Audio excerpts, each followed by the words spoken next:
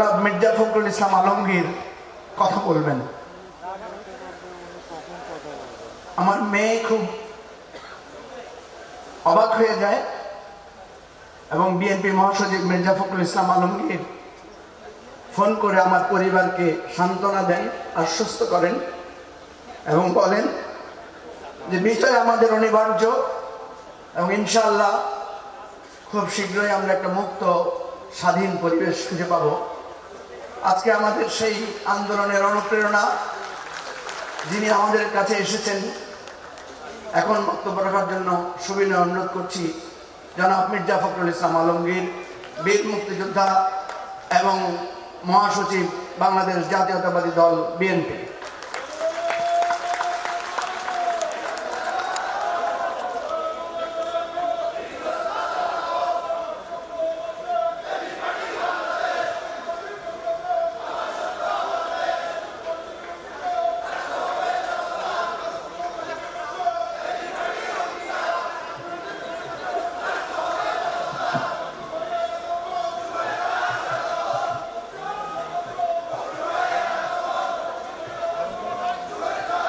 বিসমিল্লাহিররহমানিররহিম।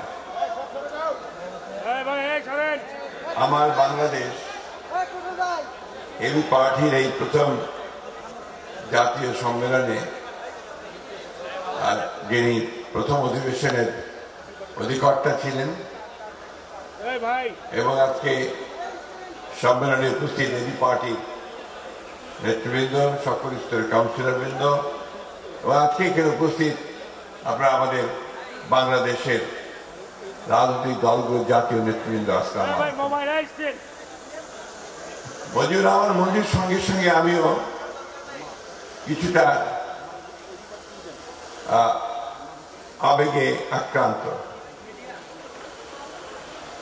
আমরা আজকে এখানে যারা বসে আছি, সামনে আমার সামনে যারা বসে আছেন, আমার একবার সামনে যে ছেলেরা আছে, আমার ডান দিকে যে আহত ছেলেরা আছে, তাদের পরিবারের সদস্যরা আছে। আমরা দীর্ঘ 16 বছর লড়াই করেছি, সংগ্রাম করেছি। আমাদের মূল লক্ষ্যটি ছিল যে আমরা গণতান্ত্রিক একটা বাংলাদেশ নির্মাণ করতে চাই। সেই সংগ্রামে, সে লড়াইয়ে আমরা বাংলাদেশের সকল মানুষের সঙ্গে কাজ করেছি। আমার কিছু স্মৃতি আছে, ব্যক্তি কথা না বললেই হবে না। এই পার্টির সঙ্গে যখন তারা দল করার সিদ্ধান্ত নেয়, সেই সময় তাদের সঙ্গে আমার খুব বেশি পরিচয় ছিল না। কিন্তু যখন সংগ্রাম শুরু হলো এই ফ্যাসিস্ট সরকারের বিরুদ্ধে, তখন এই পার্টির মঞ্জুর সাহেবের সঙ্গে আমার কয়েকবার কথা হয়েছে, দেখা হয়েছে। আমরা একসাথে কি করে এই আন্দোলনকে সফল করা যায়, অন্যান্য দলগুলোর সঙ্গে আমরা আলোচনা করেছি, তাদের সঙ্গে আলোচনা করেছি। আজকে আল্লাহর অশেষ রহমতে আমরা একটা মুক্ত পরিবেশে কথা বলতে পারছি। তখন কিন্তু আমরা মুক্ত পরিবেশে কথা বলার কোনো সুযোগ ছিল না। আমরা কেউ ঘরে থাকতে পারতাম না। আমাদের হাজার হাজার ছেলে, তারা বাড়ি ছাড়া হয়েছিল, ঘর ছাড়া হয়েছিল। আমাদের মানুষেরা গ্রামে গঞ্জে পর্যন্ত তার নিজের বাসায় থাকতে পারত না, খেতে খামারে এবং সেই জঙ্গলের মধ্যে গিয়ে আশ্রয় নিয়েছে। এই সংগ্রামে যেমন আজকে এখানে আহতরা আছেন, আমি জানি কয়েক হাজার আহত আছেন, তেমনি ভাবে আজকে আমাদের গ্রামে গঞ্জে প্রায় 60 লক্ষ মানুষের বিরুদ্ধে মিথ্যে মামলা দেওয়া আছে। আমাদের প্রায় 700 মতো বেশি নেতা কর্মী সহ গুম হয়ে গেছে। আমাদের নিহত হয়েছে প্রায় 20,000-এর উপরে, সব মিলিয়ে। এই একটা আত্মত্যাগ, যুদ্ধ, সংগ্রাম, লড়াই, এর মধ্য দিয়ে কিন্তু আমরা এই জায়গায় আজকে এসে পৌঁছেছি। 5 মাস পরে অনেকেই জিজ্ঞাসা করছে যে আমাদের অর্জন কি? অর্জন হচ্ছে আজকে আমরা এখানে দাঁড়িয়ে নিঃসংকোচে, কোনো নির্ভয়ে আমরা কথা বলতে পারছি, এটাই আমাদের একটা বড় বিজয় বলে আমার। এখানে এবি পার্টির একটা ভূমিকা আছে বড়, এবং আজকে আমি তাদের যে কাউন্সিল হয়েছে সেই কাউন্সিলে যারা নতুনভাবে নির্বাচিত হয়েছেন, আমাদের মুজিবুর রহমান মঞ্জু সাহেব এবং ব্যারিস্টার ফুয়াদ সাধারণ সম্পাদক হিসেবে, আমি তাদেরকে আন্তরিক অভিনন্দন শুভেচ্ছা জানাচ্ছি আমার দল বাংলাদেশ জাতীয়তাবাদী দলের পক্ষ থেকে, আমার নেত্রী দেশনেত্রী বেগম খালেদা পক্ষ থেকে, আমার নেতা জনাব বাবুতুর চেয়ারম্যান জনাব তারেক রহমানের পক্ষ থেকে। ফ্যাসিস্টের বিরুদ্ধে গণতান্ত্রিক সংগ্রাম খুব কমই সফল হয়।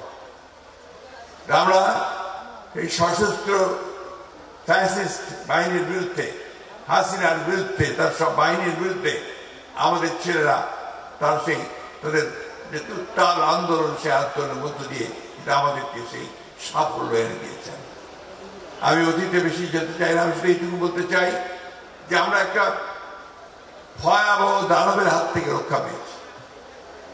আজকে একটা পরিবেশ এসছে, যে পরিবেশে আমরা আবার নতুন করে বাংলাদেশকে নির্মাণ করবার স্বপ্ন দেখছি, কথা বলছি। আমরা যেন এই পরিবেশটা, এই স্বপ্নটাকে যেন নষ্ট করে না দিই। আমাদের এখন যেটা প্রয়োজন, সমস্ত প্রভোকেশনের পরেও আমরা যেন আমাদের সিদ্ধান্তে অটল থাকি। আমরা একটা গণতান্ত্রিক ব্যবস্থায় ফিরে যেতে চাই, আমরা বৈষম্য দূর করতে চাই, আমরা বাংলাদেশের সেই আমাদের তরুণদেরকে তাদের সঙ্গে হাতে হাত মিলিয়ে, কাঁধে কাঁধ মিলিয়ে আমরা একটা নতুন বাংলাদেশ দেখতে চাই। এখানে আমাদের কোনো বিভেদ নেই, কিন্তু দুর্ভাগ্যক্রমে আমাদের দেশেরই কিছু মানুষ তারা আজকে বিভিন্নভাবে এই ঐক্যে তারা কিছু ফাটল ধরানোর চেষ্টা করছেন। আমি জানি সেই চেষ্টা সফল হবে না। আমরা অবশ্যই সম্মিলিতভাবে, ঐক্যবদ্ধভাবে আমাদের যে লক্ষ্য, সেই লক্ষ্যে আমরা পৌঁছাতে সক্ষম হব বলে আমি বিশ্বাস করি।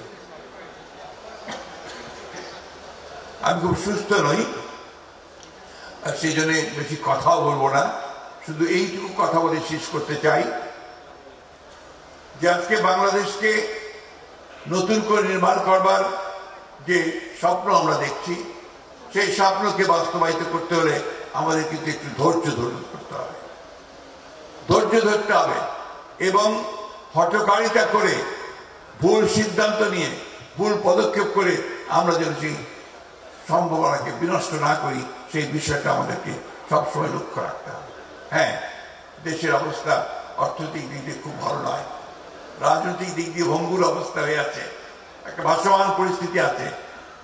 আমরা সেইটাকে একসাথে করতে চাই, আমরা সেটাকে একখানে নিয়ে সবাই মিলেই আমরা এই সমস্যাগুলো সমাধান করতে চাই। সবাই মিলে একসাথে হয়ে যদি আমরা সেই দানবকে, ফ্যাসিস্টকে সরাতে পেরেছি, তাহলে আমরা কেন পারবো না আমাদের জন্য সত্যিকার অর্থে একটা নতুন সম্ভাবনার একটা নতুন রাষ্ট্র নির্মাণ করতে। আমরা সংস্কারের কথা আগেই বলেছি, আবারও বলছি যে আমরা সংস্কার চাই। কিছু কিছু মানুষ আছেন যারা একটু ভুল বোঝানোর চেষ্টা করেন যে আমরা সংস্কার আগে নির্বাচন চাই বা নির্বাচনের জন্য অস্থির হয়ে গেছে। বিষয়টা কিন্তু সেটা না, এটা বুঝতে হবে।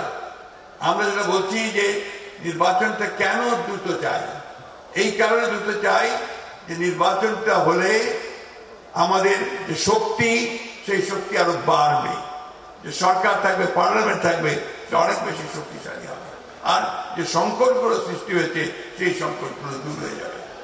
আমরা তো এই কথা বলেছি যে আমরা নির্বাচনের পরে আমাদের দল থেকে আমরা বলেছি যে আমরা একটা ঐক্যবদ্ধ জাতীয় সরকার করতে চাই, সবাই মিলে রাষ্ট্রের সমস্যার সমাধানগুলো আমরা করতে চাই।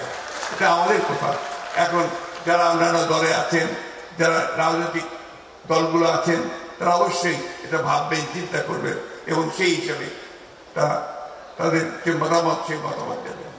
আমি বিশ্বাস করি তত্ত্বাবধায়ক সরকার, বা আমরা এটাকে বলছি না, আমরা বলছি ইন্টারিম গভর্নমেন্ট, সেই ইন্টারিম গভর্নমেন্ট তাদেরকে আমরা সমর্থন দিয়েছি, সমর্থন দিয়ে যাচ্ছি, এবং এই সমর্থন দিয়ে তাদের পক্ষেই সম্ভব হবে আমরা একটা পথ খুঁজে পাবো, যে পথে আমরা সামনের দিকে এগিয়ে যেতে পারবো। আমার বাংলাদেশ পার্টি, এবি পার্টি একটা নতুন ইয়াং তরুণদের নেতৃত্বে এসছে। আমি ব্যক্তিগতভাবে খুবই আশাবাদী এই দলের মধ্যে যে সমস্ত তরুণেরা এসেছেন, যারা দল করছেন, দলকে সামনের দিকে এগিয়ে নিয়ে যাচ্ছেন, তারা অবশ্যই সফল হবেন এবং বাংলাদেশে এবি পার্টি একটা অত্যন্ত গুরুত্বপূর্ণ রাজনৈতিক ভূমিকা রাখতে সক্ষম হবে বলে আমি বিশ্বাস করি। আমি আবারও সব শেষে আপনাদেরকে আহ্বান জানাবো যে আসুন আমরা সবাই ঐক্যবদ্ধ থেকে আমাদের যে স্বপ্ন, সেই স্বপ্নকে আমরা বাস্তবায়িত করি। সকলকে ধন্যবাদ। আসসালামু আলাইকুম, খুদা হাফেজ। বাংলাদেশ জিন্দাবাদ।